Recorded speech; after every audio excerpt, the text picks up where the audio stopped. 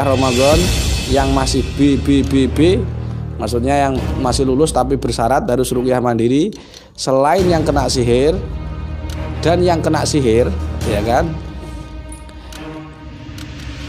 Yang kena sihir saya bebaskan untuk saya bolehkan dan semua menjadi A.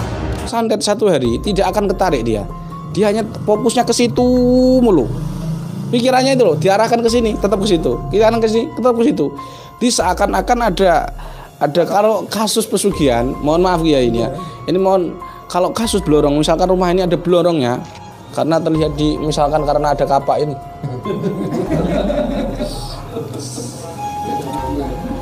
kalau ada blorongnya gitu ya, itu tetangga sekitar yang jadi korban.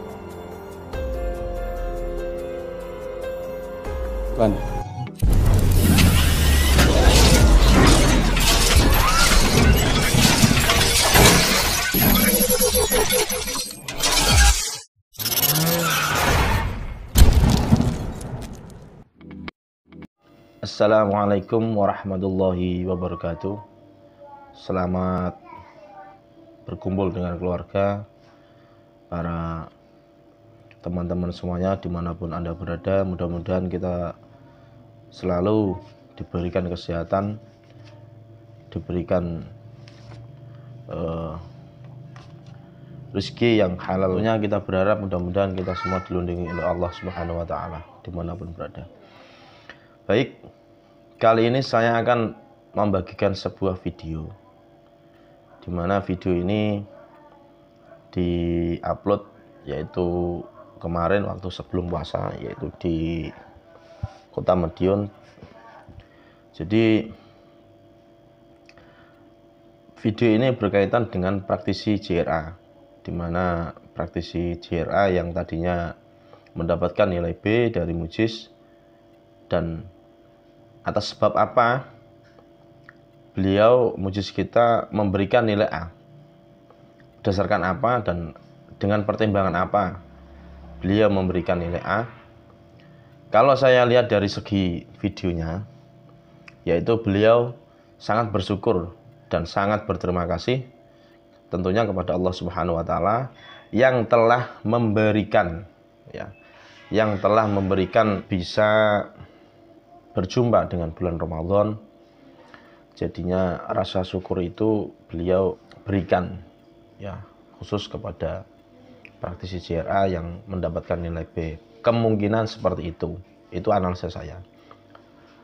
Nah, di video tersebut ada penjelasan Gus Sama, yaitu ada beberapa poin, terutama hikmah yang ada di video ini. Yang pertama yaitu Gus Sama memberikan instruksi kepada semua praktisi yang sudah mendapatkan nilai A, setelah meruqyah wajib melakukan tes swab santet, karena dikhawatirkan, ya, kalau kita sedang menangani pasien, itu dikhawatirkan beliau reduksi ataupun energi yang kita bawa itu dibaca mampu dilacak oleh dukun. Jadi dikhawatirkan beliau seperti itu. Jadi dimanapun, kapanpun, setiap kita setelah selesai meruqyah wajib untuk melakukan tes swab gitu. Yang kedua yaitu mengenai santet terbaru. Di dalam video ini ada hikmah, ya, mengenai swab ini. Jadi kita tahu santet terbaru itu seperti apa, pemirsa, dan bagaimanakah reaksinya, ya, apakah itu kita ketarik atau tidak, dan seperti apa. Ini tidak ada imajinasi, itu murni tunjuk dari Allah Subhanahu wa Ta'ala. Jadi itu nanti diterangkan beliau. Dan yang terakhir ada kasus blorong, dan menurut beliau kasus blorong itu sangat bahaya. Dan bagaimanakah rapelannya, kita simak video berikut. Mudah-mudahan apa yang saya sampaikan bermanfaat untuk saya sendiri dan untuk panjenengan semuanya yang menyaksikan. Terima kasih sebelumnya. Mohon maaf apabila ada kekurangan ataupun khilaf kata. Saya hanya manusia biasa. Kekurangan milik saya, kesempurnaan hanya milik Allah Subhanahu wa taala. Dari Kabupaten Rembang, Assalamualaikum warahmatullahi wabarakatuh. Allahumma sallimna li Ramadan wa sallim Ramadan lana wa sallimhu minna mutaqabbala. Selamat berdatang bulan Ramadan. Di bulan Ramadan ini di menit berapa ini? Menit 14 15 ya. 18 menit dari streaming saya ini, bagi kalau saya buka WA saya itu ribuan orang yang nyetor foto bus ini sudah ruqyah mandiri. Maka dengan ini saya putuskan yang berkah Ramadan yang masih BBBB, maksudnya yang masih lulus tapi bersyarat harus ruqyah mandiri, selain yang kena sihir dan yang kena sihir, ya kan? Yang kena sihir saya bebaskan untuk saya bolehkan dan semua menjadi A. Alhamdulillah. Lulus semua. Ini sampaikan Pak Ketua PW ya, Pak Ketua PW. Tapi jikalau mereka pengen sembuh, kita SOP nggak masalah. Tapi sekali lagi di menit 19 ini Pak Ketua PC ya, kecuali Madiun karena Madiun belum pelatihan. Jadi belum tentu lulus. Bahkan ketuanya pun belum tentu lulus nanti. Baik para sahabat, saya ulangi kalimat saya putuskan menyambut berkah Ramadan ini karena saya gembira. Jadi para praktisi yang mulai dari Pemalang, Sumatera Utara atau ya dulu pelatihan di tahun 2021 yang setiap setor ke saya selalu BBB belum, artinya masih bersyarat, masih tambah 2 hari, 3 hari, 4 hari, dan yang kena sihir juga, maka kami putuskan sekarang sudah semuanya sudah boleh meruqyah. Alhamdulillah. Moga saya sarankan yang sudah boleh meruqyah pertama untuk doa perbentengan, yakni membaca wirdhu sakron ba'da subuh dan hizb bahar setelah asar. Yang kedua, para sahabat yang sudah boleh meruqyah, saya sarankan untuk selalu ketika meruqyah orang lain, ya kan? Ketika meruqyah lain lakukan swab santet, swab gangguan gaib. Insyaallah caranya ya sekaligus saya tunjukkan cara bagaimana sih untuk mengetahui kalian ini rumah kalian kena santet atau tidak. Gampang. Caranya yaitu cukup 1 menit saja, tidak perlu ngeraga sukma, pelatihannya 10 juta mahal. Tak beritahu kalian biar nggak gampang ketipu ilmu-ilmu seperti itu. Tidak perlu mediumisasi, juga mahal juga, dan nggak pantas Ro'i Suriah mediumisasi. Ro'i Suriah kan ilmunya ilmu suwo, jadi saya kasih caranya cukup mudah, saya nggak menyalahkan ya, boleh-boleh saja. Caranya gampang, kalian diam sejenak, menunduk, pejamkan mata, doa ke Allah. Jadi kalimatnya bukan sugesti, nggak ada sugesti di sini. Ya, karena nanti menggunakan kalimat negatif. Kalimat negatif dalam dunia hipnosis kan tidak boleh. Nah tadi nanti menggunakan kalimat negatif, sehingga ini bukan bagian dari medium hipnosis. Jadi metodenya adalah metode doa, dan ini bukan khoyali, bukan berkhayal. Karena khoyal itu enggak ada bukan berhalal sebagaimana orang-orang, wah ini metode ziyarah itu metode khoyali. Enggak. Ini metode yang sudah kita istiqra, kita tajribah, kita istikharoi, dan insyaallah cepat mendiagnosa gangguan gaib hanya hitungan detik. Caranya kamu siap menghadap ke kiblat, ya itu 2 saran saya. Menghadap ke kiblat cukup baca doa hamdalah, sholawat ibrahimiyah, doa ke Allah, ya Allah, jikalau dalam tubuh hamba ada gangguan gaib atau gangguan bangsa jin atau santet atau sihir maksud saya, ya Allah, atau ain, ya Allah, tunjukkanlah pusat gangguan dalam tubuh hamba. Diulangi sampai 3 kali dengan khusyuk, huzurul qalb Allah, hadir hatinya sesertai Allah.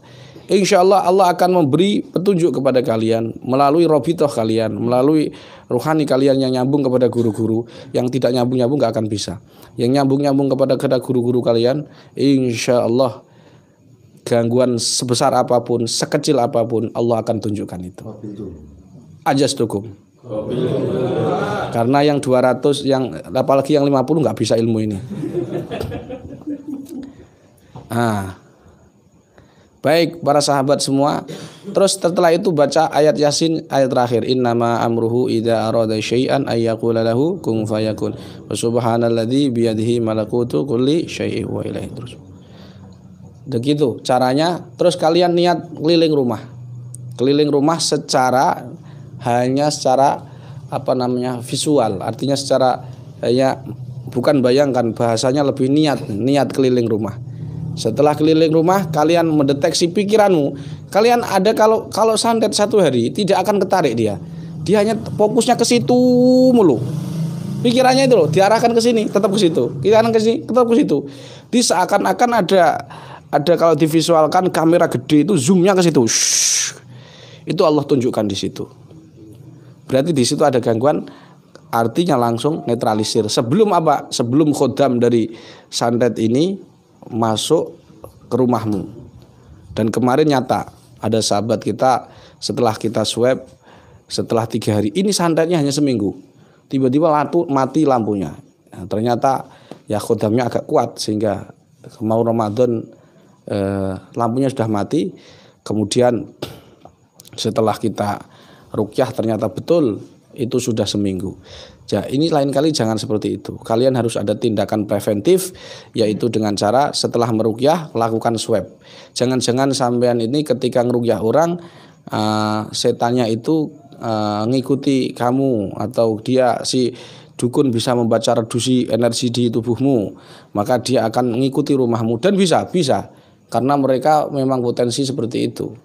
Dan kita tidak perlu tahu siapa yang siapa yang nyantet dan sebagainya. Beda dengan Nabi, karena Nabi yang menunjukkan malaikat. Labib bin Asom siapa yang menunjukkan? Bukan Sayyidina Abu Bakar As-Siddiq, bukan Umar bin Khattab, tapi yang menunjukkan langsung malaikat.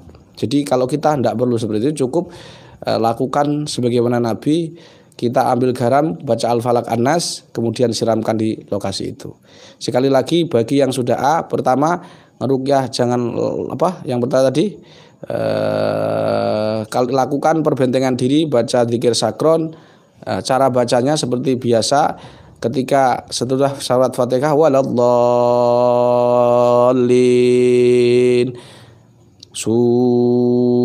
niat membentengi diri, niat membentengi rumah, niat membentengi pekarangan. Insyaallah kalau kalian rutin dzikir sakron pada subuh, santet yang mau masuk khodamnya itu jarak 3 meter akan terpental. Dan mohon maaf, saya itu dari muda sudah sering kesantet. Tapi alhamdulillah biidznillah ya tidak sampai seperti di YouTube itu, tidak sampai. Ya, dan memang santetnya seperti itu, jarak jauh dan seperti itu. Tidak seperti kebayangan di YouTube seperti ada dukun joker, Nyi Ronggeng dan seterusnya. Yang itu ternyata hanya film-film biasa, hiburan saja. Tapi sebenarnya santet seperti itu para sahabat. Yang ketiga, kalau sampean yang sudah boleh meruqyah, mohon maaf, kalian ngeruqyah yang mudah-mudah dulu. Dada sesak, kepala pusing begitu. Jangan sampai kok pesugihan blorong. Bingung kamu nanti. Tiba-tiba blorong, bingung kamu, aduh blorong. Angel.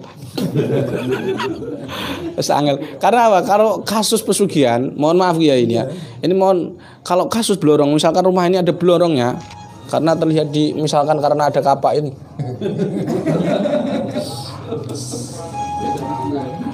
Kalau ada blorongnya gitu ya, itu tetangga sekitar yang jadi korban.